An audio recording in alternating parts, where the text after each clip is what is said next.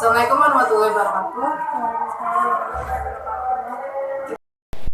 Oke, di sini kita akan mempelajari teks prosedur. Di sini sebelum memulai, mari kita baca doa menurut agama dan kepercayaan masing-masing. Berdoa, mulai.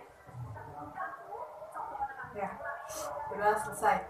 Sekarang saya akan mengabsen ya. Hadir. Oh, oke. Si Bunga sama si itu kemana ya? Sakit. Si Putri kemana? Oh, izin. Oke. Sekarang kita mulai aja ke materinya, yaitu Teks prosedur. Nah, di sini ada yang tahu teks prosedur itu apa? Ada yang tahu? Oke, teks prosedur adalah teks yang berisi cara, tujuan untuk membuat atau melakukan sesuatu dengan langkah demi langkah yang tepat secara berurutan sehingga menghasilkan sesuatu yang diinginkan. Nah, di teks ini ada ciri-cirinya, yaitu menggunakan pola kalimat perintah, yang kedua menggunakan kata-kata kerja, yang ketiga menggunakan kata penghubung atau konjungsi untuk mengurutkan kegiatan, yang keempat ada menggunakan kata-kata keterangan untuk menyelesaikan rinci waktu tepat dan cara yang akurat. Terus selanjutnya di buku paket juga ada ya macam-macam teks. Yang pertama itu ada teks yang menjelaskan bagaimana sesuatu bekerja atau instruksi secara manual. Misalnya seperti menggunakan laptop, cara menghidupkan motor, dan lain sebagainya.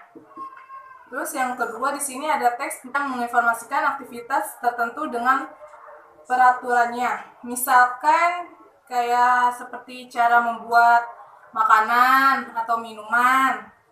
Terus ada lagi cara menanam jagung juga bisa. Terus cara memelihara kucing dan cara-cara lainnya. Terus yang ketiga ada teks yang berhubungan dengan sifat atau kebiasaan manusia. Misalkan kayak kiat hidup sehat, terus kiat belajar menyenangkan, dan kiat sukses bertetangga atau yang lain sebagainya. Terus selanjutnya juga ada struktur teks. Dalam struktur teks ada tujuan. Tujuan itu berisikan hal yang ingin dilakukan. Nah, tujuan teks disesuaikan dengan jenis teksnya ya. Terus yang kedua ada alat dan bahan. Struktur teks isinya tentu memuat segala alat dan bahan yang diperlukan. Yang ketiga ada berisi urutan langkah secara rinci dan bertahap. Yang keempat itu ada penutup. Isinya yaitu berupa simpulan dari suatu produser yang sudah dilakukan. Selanjutnya seperti yang ada di buku kalian. itu termasuk teks prosedur apa? Teks produser yang menginformasikan aktivitas. Ya, benar. Terus balik ada selanjutnya ada di halaman 11. Ya, di halaman 11 di situ ada contohnya ya. Seperti satu didikan air, masukkan nasi merah, singkong, ubi, jagung pipil dan serai. 2. Aduk sampai bubur mengental. 3. Tambah kangkung dan bayam. 4. Sebaiknya sayuran dimasak tidak terlalu layu. Yang kelima, angkat dan hidangkan panas ditemani ikan asin dan kerupuk. Nah, dari kutipan teks tersebut termasuk struktur berupa apa? Langkah-langkah. Ya, benar. Itu langkah-langkah ya. Nah, yang seperti yang saya sudah jelaskan tadi, langkah-langkah itu berisi urutan langkah-langkah secara rinci dan bertahap. Nah, selanjutnya contoh yang kedua itu coba ya. Ternyata membuat bubur kacang hijau tidak sesulit yang kita bayangkan. Caranya cukup sederhana dan tidak butuh waktu yang lama. Kita bisa menyajikan bubur kacang hijau yang sudah kita buat secara hidangan sarapan yang sehat. Itu termasuk apa? Penutup. Penutup, ya benar, penutup. Terus contoh yang ketiga, saya akan mencontohkan seperti ini. Instagram adalah media sosial yang sering digunakan oleh masyarakat. Media sosial tempat berbagi foto dan video ini disukai banyak kalangan, mulai dari anak muda sampai tua. Silakan ikuti langkah-langkah cara membuat akun Instagram berikut. Nah, yang itu berupa apa? Struktur teks, Pak. Tujuan, ya benar banget. Nah, selanjutnya saya bakal membaca cara memakai sampo. Coba menurut kalian yang saya sampaikan itu udah benar apa enggak? Coba ya, fokus. Oke, yang pertama, satu, tuangkan sampo pada telapak tangan.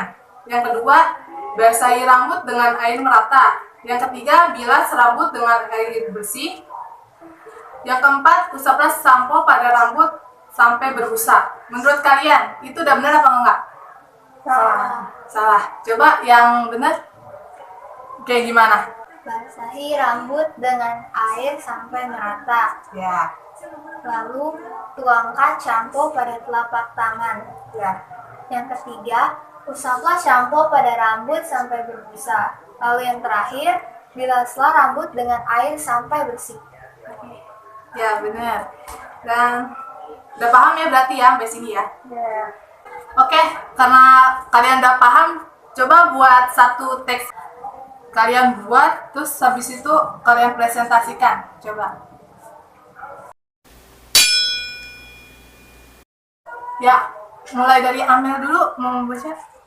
Cara membuat jus jeruk peras. Yang pertama yaitu sebelum mengolah jeruk menjadi jus jeruk, pastikan dahulu bahwa jeruk yang kamu pilih adalah jeruk yang matang serta memiliki rasa yang manis. Yang kedua, belah jeruk tersebut hingga menjadi dua bagian yang sama besar.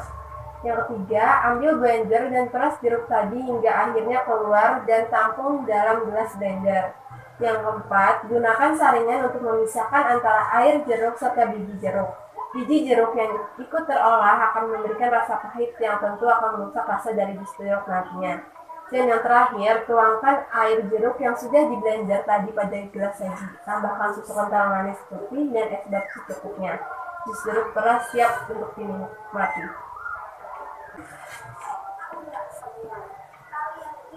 Ya. Menurut kamu tadi udah benar? Ya udah, Udah benar. Menurut Mira gimana? Udah benar belum temennya? benar. Benar. Oke, tapi setelah saya koreksi masih ada yang kurang ya. Yaitu ada yang tertinggal di sini. Tadi kamu bilang gunakan saringan untuk memisahkan antara air jeruk serta biji jeruk. Biji jeruk yang ikut terolah akan memberikan rasa pahit yang tentu saja akan merusak rasa dari jus jeruk nantinya. Nah, yang selanjutnya itu tadi kan ada tuang air jeruk yang sudah di blender dan tadi pada gelas saji. Tambahkan susu kental manis, putih, dan es batu secukupnya. Nah, terus habis itu baru jus jeruk tersebut bisa dinikmati. Nah, di sini ada yang kurang yaitu tadi